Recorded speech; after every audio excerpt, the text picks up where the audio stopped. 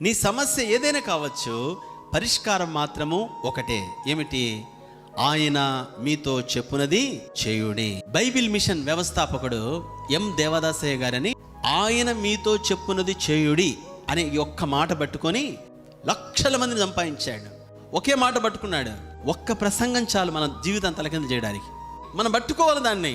ఆ దైవజనుడు ఒక్క మాట పట్టుకున్నాడు, దాంతో గొప్ప సేవ చేశాడు. అలానే దైవజనుడు భక్సింగ్ గారు దేవుని చిత్తము చేయుట అది పట్టుకున్నాడు. అంతే. దేవుని అడగడము, దేవుని చిత్తం తెలుసుకోవడము, ఆ దేవుని చిత్తం జరిగించడము, అదే నా జీవితం అన్నాడు.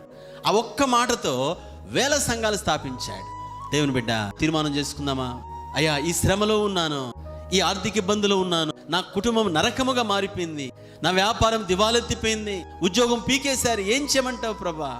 సోదరుడా, సహోదరి, ఆయన వద్ద వెళ్ళి ఆయన ఏం చెప్తాడో నువ్వు వినగలిగితే నువ్వు ఖచ్చితంగా బయటకు వచ్చేస్తావు.